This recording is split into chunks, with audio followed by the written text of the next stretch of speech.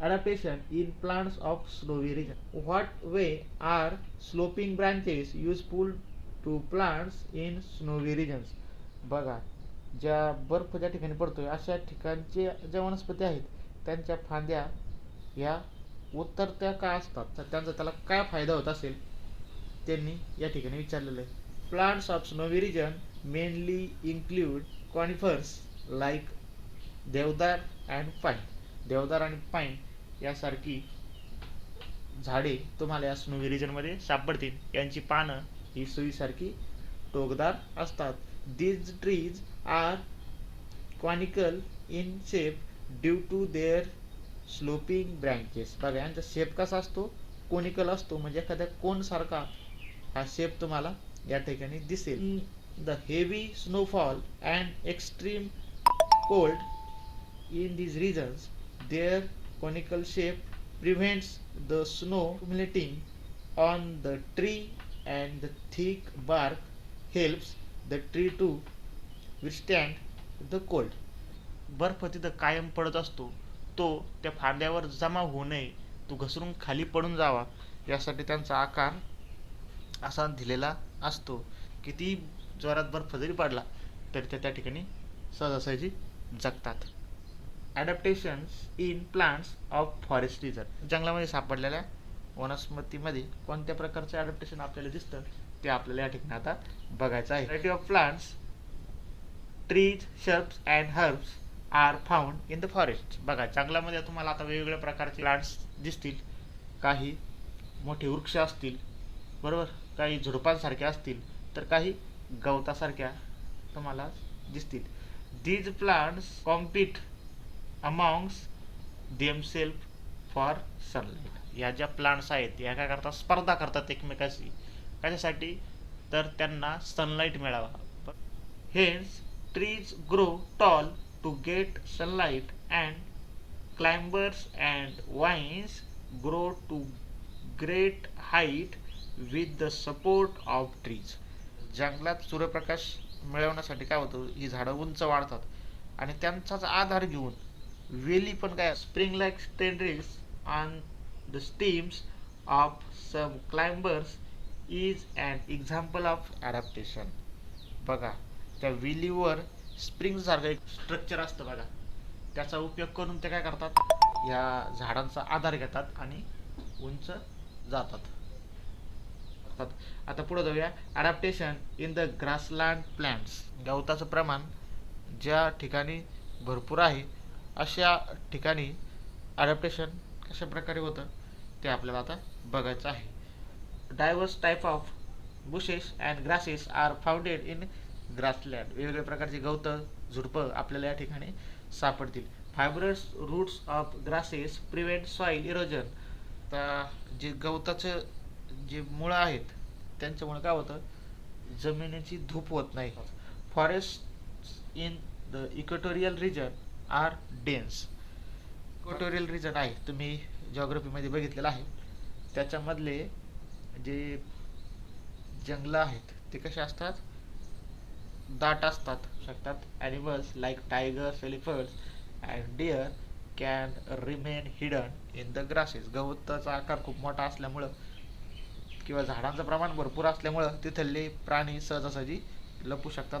हवेअर grasses in the cold region are very short. बघा थंड बर्फ जिथं पडतोय अशा ठिकाणचे जे गवत आहेत ते आकाराने कसे असतात, लहान असतात.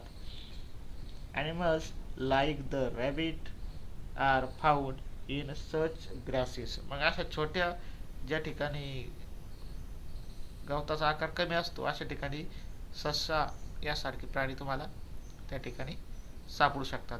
Meadows are found in hilly areas as well as plains. Meadows म्हणजे कुर्ण, जिथं गवत भरपूर असतं. असं कुठं तुम्हाला जास्त सापडेल तर हिली रिजन्स, एखादा टेकडीचा प्रदेश असेल किंवा मैदानाच्या भागात असे गवत तुम्हाला भरपूर प्रमाणात सापडतील.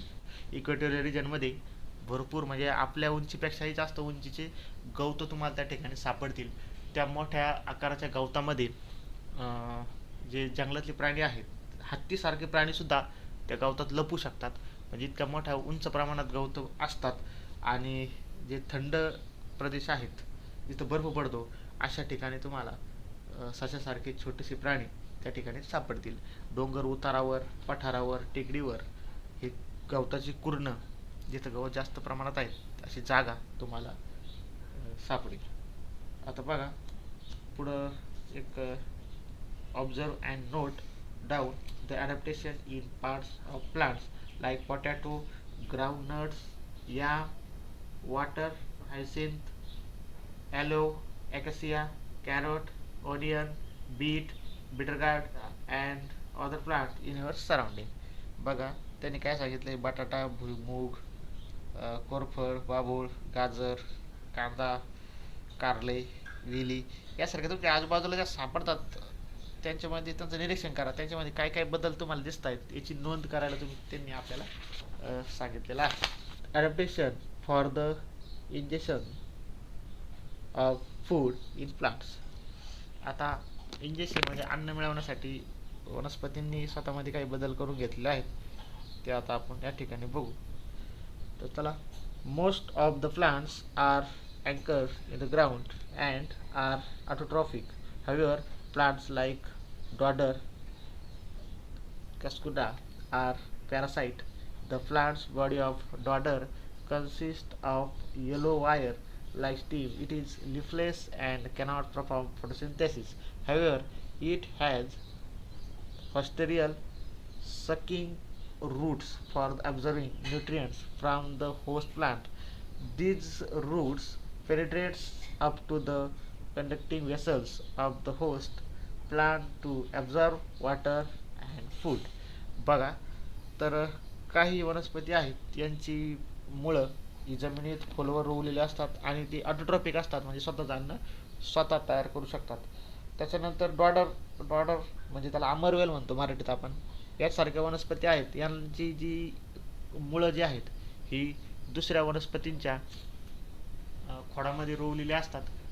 ह्या दुसऱ्यावर डिपेंड असतात, त्या वनस्पतीमधले न्यूट्रियंट्स हे शोषून घेतात आणि जगतात.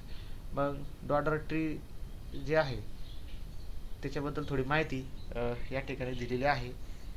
तर ती दुसऱ्याच्या आधारावर जगत असते आणि त्याच्यातील अन्न आणि पाणी शोषून घेत असते. तर पुढे चालू आपण. Fungi do not have chlorophyll. बघा बुरशी जी आहे याच्यात पण काय क्लोरोफिल नसतं. And cannot perform photosynthesis. ती पण फोटोसिंथेसिस करत नाही. They obtain food from the starchy foodstuff like bhakri and bread. बघा भाकरी आणि ब्रेडवर बुरशी पडते. काय करतात, भाकरी आणि ब्रेड याच्यामधून त्याला जे न्यूट्रियंट्स लागतात ते काय करतात, शोषून घेतात. They have root like fibers for the absorption of food. त्यांना पण रूट सारखे दिसणारे फायबर्स असतात आणि ज्याच्या साहाय्याने ते काय करतात, ते अन्नपदार्थ आहे त्याच्यातलं न्यूट्रियंट्स काय करतात, शोषून घेत असतात. बघा मग plants need nitrogen, phosphorus and potassium for the growth. वनस्पतीला वाढायसाठी पोटॅशियम, नायट्रोजन आणि फॉस्फरस यांची गरज असते. Plants that grow in soil which is deficient in nitrogen like Drosera, Venus flytrap, pitcher plant, etc. fulfill their need for nitrogen by consuming insects. आता बघा काही वनस्पतीला नायट्रोजनची गरज असते. मग याच्यामध्ये विनस फ्लायट्रॅप, ड्रॉसेरा यासारख्या ज्या प्लांट्स आहेत ते आपले नायट्रोजनची गरज भागवण्यासाठी काय करतात, इन्सेक्ट म्हणजे कीटक पकडतात आणि ते खातात. त्या वनस्पती त्यांच्यातून न्यूट्रियंट्स शोषून घेतात. Adaptations are seen in these plants which serves to attract insects and hold them captive. बघा मग इन्सेक्ट पकडण्यासाठी या वनस्पतीमध्ये विशिष्ट अशी रचना झालेली असते. त्यांचा आकार आकर्षक असतो, त्याच्याकडे कीटक आकर्षित होतात आणि आल्यानंतर त्या त्यांना खाऊन घेतात. तर अशाही वनस्पती आहेत ज्या जगण्यासाठी दुसऱ्या प्राण्यांना खातात पण दुसऱ्या प्राण्यांचं न्यूट्रिएंट शोषून घेतात. आजच्या व्हिडिओत आपण इथपर्यंत थांबूया.